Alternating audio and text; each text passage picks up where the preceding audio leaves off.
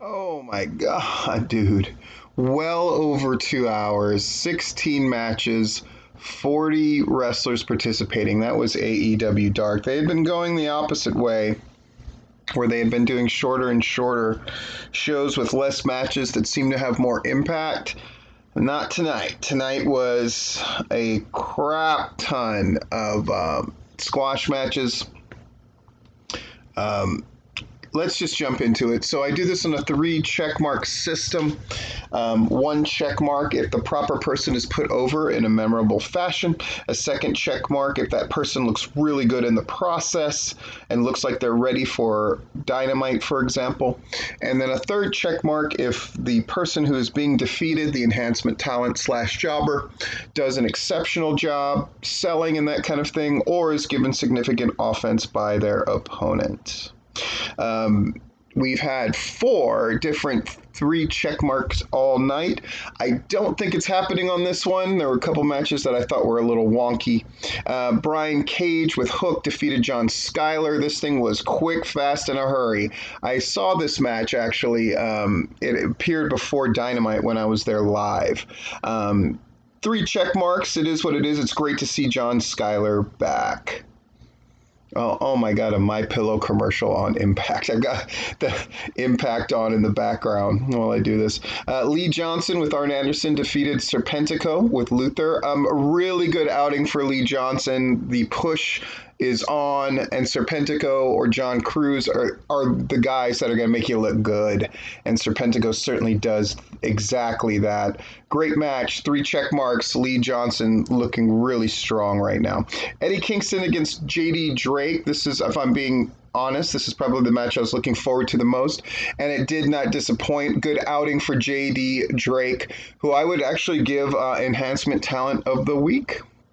Great job. Eddie Kingston, of course, determined to make JD Drake look good while maintaining gimmick, and it came across, and it was really great stuff. Layla Hirsch and Brooke Havoc with Cody Rhodes. Interesting. Layla Hirsch looked really good. This match was definitely wonky in spots. It's just Layla Hirsch is perfectly serviceable. I don't know if she's in a position where she can carry somebody in the ring. Like, you're going to have to carry Brooke Havoc. And so that it definitely, the wheels came apart a little bit at different spots in the match. It just didn't look fluid. I don't know if AEW Dark is where you want enhancement people. I don't know if it's where you want somebody that's had less than 10 matches in their career ever. But it is what it is. Layla Hirsch defeated Brooke Havoc. I'd give this one 2 check marks. And if it's true that Brooke Havoc got hurt, we wish her the best, of course. 5th match, Jurassic Express defeated Angel Fashion and VSK. Perfectly serviceable. I enjoy this version of Jurassic Express where they go at it really hard in preparation for their feud with FTR. Much more serious, much more direct, much less by the numbers, and it shows. And Jungle Boy is really looking good in these 3 check marks. QT Marshall with Nick Komoroto defeated JJ Garrett. QT Marshall is great in there, man. He's a machine, really efficient with his movements and his motion. You can tell that he teaches this stuff, and he's very good at teaching it. JJ Garrett does a perfectly fine, serviceable job. His offense didn't look as good as QT's sell for it, and that's an issue. But at the end of the day, I'll give this one 3 check marks. Great job.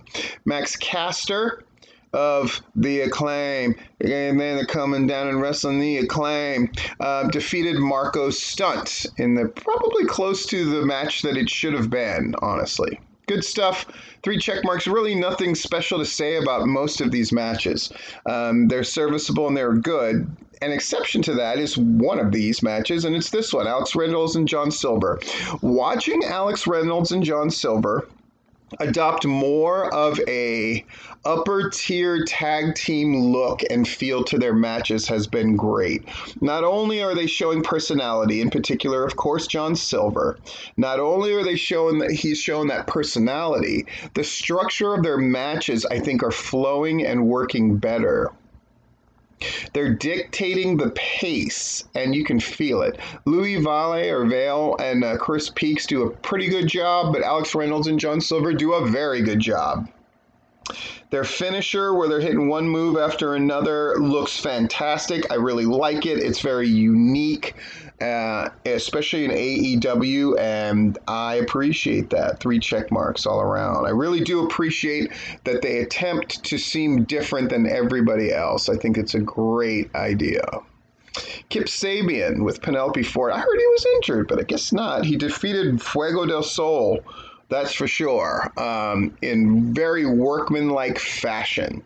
Fuego, as usual, got his little moment where, is he going to get the move? You know, Fuego needs to hit that move on somebody, or it's going to have no value. At some point. 3 check marks, though. Varsity Blondes and Sean Dean and Carly Bravo, I thought in one of the better matches on the card, honestly. Sean Dean did his usual fantastic job. Carly Bravo did really good and looked really good in defeat, I thought. Taking the finisher, he looked really good as well. The Varsity Blondes in ring are working better as a team, but I'm not really feeling the vibe that they're a tag team. Does that make sense? I think they need to get on that same page and develop this sort of chemistry that comes not just from tagging in and out and working a match effectively, but there's some kind of intangible to chemistry, and I think they need to develop it. 3 check marks, though. Ryan Nemeth defeated Aaron Solo. His best outing to date. He looked really good and really dominant, and he's ready to get fed to, I believe, Moxley tomorrow night. Good outing for Ryan, though. I thought this is the best that he's looked in AEW thus far. 3 check marks. Ivelisse Diamante. This is the best, smoothest they have looked. Against Miranda Alize and Renee Michelle. Miranda Alize in particular, I thought really stood out here. Fantastic job working with Ivelisse and Diamante. They look great. Now we've just got to give them something to do. We shall see. 3 check marks. Top Flight did their thing against Tony Vega and Steven Stetson. Top Flight, much like Private Party at times, looks really awkward and choppy. It's like if one domino falls out of place, a sequence of moves goes completely out of whack. But that didn't happen here, and Top Flight really kept it together, worked at a proper pace while still looking high-flying and spectacular. Good job, 3 check marks. Don't worry, we're almost there. 4 more matches. Holy guacamole. Berk in the... Oh boy, we don't want to have 17 matches, so we got to throw all these people together match. Bear Country, Sonny Kiss, and Joey Janela defeated Mbadu, Levi Shapiro, Daniel Joseph, and Aaron Fry. Yeah, just a showcase for Bear Country, Sonny Kiss, and Joey Janela. That's exactly what it was supposed to be, and that's exactly what they pulled off.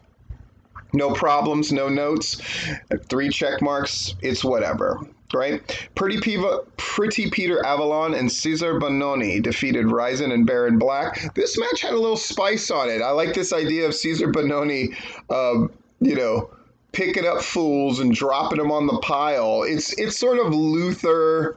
It's sort of Chaos Project-esque, but it's with this different bent of Cesar Bononi's like, I'm going to win. I'm here to win. And Pretty Peter Avalon picked up the win. Picking him up, Cesar Bononi picking up Pretty Peter Avalon, just throwing him with the martinis onto Baron Black's back was something else. Ryzen and Baron Black individually are really great, and together as a team they do a really great job of putting Avalon and Cesar Bononi over here, not just in terms of losing the match but making them look good in the process. 3 check marks most definitely.